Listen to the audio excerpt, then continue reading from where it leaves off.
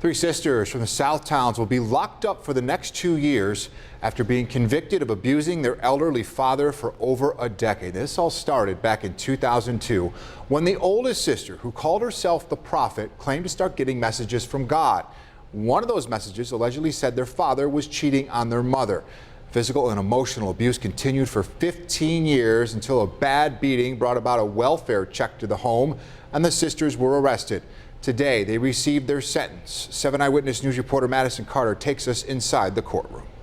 This is a unusual case. Can't recall anything that quite matches up to this in my years of coming here. Attorney Joel Daniels speaks on behalf of his client, defendant Grace Pietrocarlo, moments before a judge sentenced her and her 2 sisters to 2 years behind bars. My only desire has always been to live a life of peace, and there continues to be my chief desire. A life of peace is not what Grace Pietrocarlo and her 2 sisters gave their father for nearly 15 years. Your Honor, I deeply regret all of the circumstances that have led us here.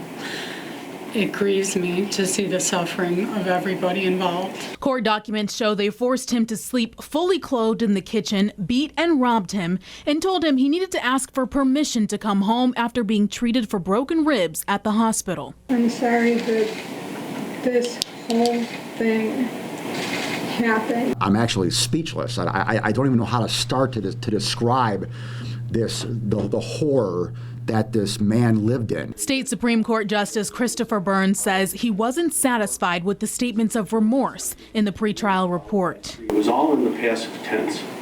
Alyssa Pietrocarlo indicated, "I hate that it happened." Grace Pietrocarlo remarked that, "I wish it never happened." And Annabelle Pietrocarlo said, "I would regret that this happened." Please have mercy. Annabelle, the youngest of the sisters, spoke just those 3 words before Justice Burns handed down their sentences. Their 71-year-old father was granted a no-contact order of protection for the next 5 years. Now, after reading the details of this case on our website, many of you commented on our Facebook page asking why the mother wasn't charged as well. Justice Burns said in court that while there was enough evidence to show she was involved in this ongoing abuse, she couldn't be found culpable in that last instance of abuse that led to her daughter's indictment. The court had to find her not guilty. In studio, Madison Carter, 7 Eyewitness News.